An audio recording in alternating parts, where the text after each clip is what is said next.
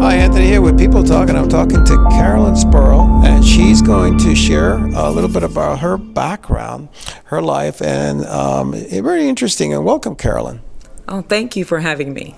Oh, it's a pleasure. Now, tell us about your background. Now, you, as I understand it, have raised 12 children at the house.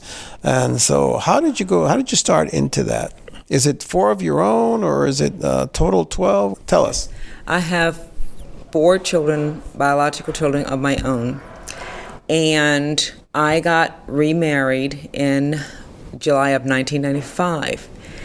Right after I got remarried, the county asked that I take in my grandchildren. It started out with 2, then increased to 3, then it increased to 5, and then the county called again and wanted me to take 3 of my cousins. So that left me my second generation of children. My first 4, they were grown and gone. And then unfortunately, my youngest daughter, not youngest child, got hooked on drugs, and she started producing children, and they had to be removed, and they were placed with me. So that's how it got started. The month after I got remarried, they started living with me, and then the 5, it ended up being her 5 children and 3 of my cousins, totaling 8 of the second generation of children that I was asked to raise. Now, how did you manage this? You were working, your husband was working. How did you coordinate all of this together? Very, very hard. Unfortunately, at times, my oldest daughter came to live with me, and she helped me a lot with my children. Then she went off on her own. She became a over-the-road truck driver. And then my son came back. He and his wife came back to live with me to help me with my kids, because my husband and I both worked for the gas company in Los Angeles at the time. It was very difficult. I had to be at work at 6 o'clock in the morning. He had to be there at 7. So we had to take the first train out every single morning, which was a 4:25 train at that time. So I had to have someone in the house to help me with the kids, because I refused to let them grow up in life without having the same opportunities as other children. It wasn't their fault that these things happened to them, but given the opportunity, I was going to make sure that they have the same chance as every other child. Right, and that meant clothing, food, shelter, school, so many things, plus of course your jobs. Yes. It was so difficult. What was the hardest things? Trying to understand from their little perspective on why they were removed from their parents, and having them to feel that they are safe with me, even though I'm the grandmother, not the mother. I am their cousin. 3 of my cousin's kids came to live with me. How I tried to understand what it felt like being removed from your home and your parents, and being placed with another relative, but it's still not your parent. Why did they leave me? So I tried to put myself in their shoes. And the hardest thing was watching them grow. And then after they have gotten to an age to where they understood, then their parent want to have ownership of them, want to say, look at what I've done. When they graduated from high school, they wanted to come back to the graduation. They wanted to be mom or dad, and that hurt. But I had to one day let them go. Mm-hmm. So my main thing is teaching my children that as you grow up, I have to learn one day that I open the door and let you fly like an eagle. Wow, that had to take a lot of courage and, of course, a lot of stamina. Oh, I can't imagine how many things were going on. And then you have an age group of, tell us again.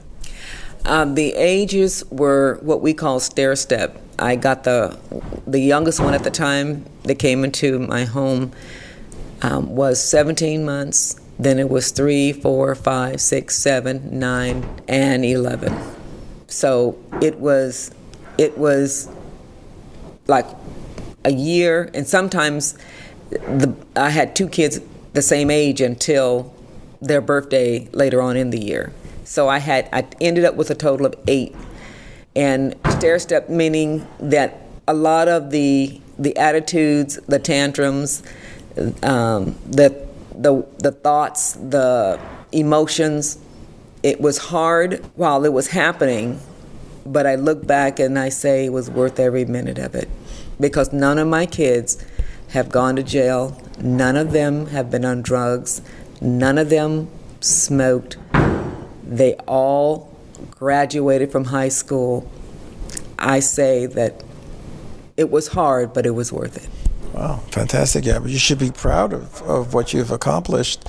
Now, you had no financial help other than what you were earning and your husband's earnings. No, the county came and they helped, but people don't understand. They think because you have children and the county put them in your home that, you're taking care of them for the money.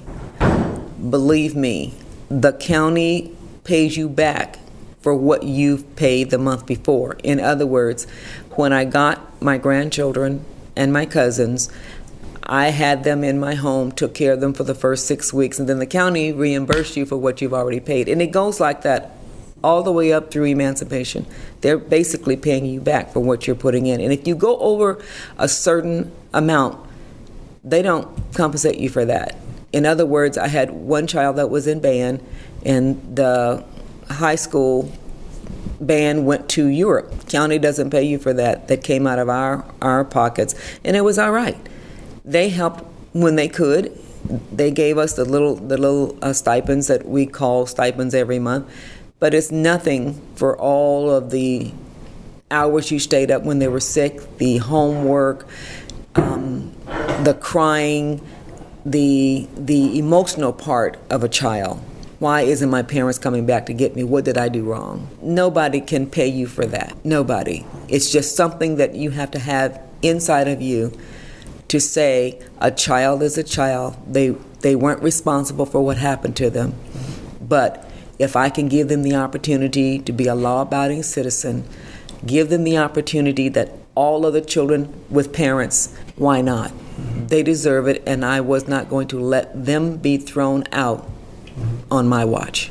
Wow, you should be, of course, appreciated and given almost like a medal for all this her effort. Now, how many of the children are left? Right now, I have the 17-year-old. She's her last year of high school. Her brother came back from a mission this July. So I have 4 of the kids left. 3 of them are grown. One of them is the minor, and she says she's not a minor. She's a grown-up like all the rest. But the law says she's under 18, so she's still a minor. So I have 4 of them in my home. Well, this is fantastic. Now, what about your family and your friends? What do they say about this?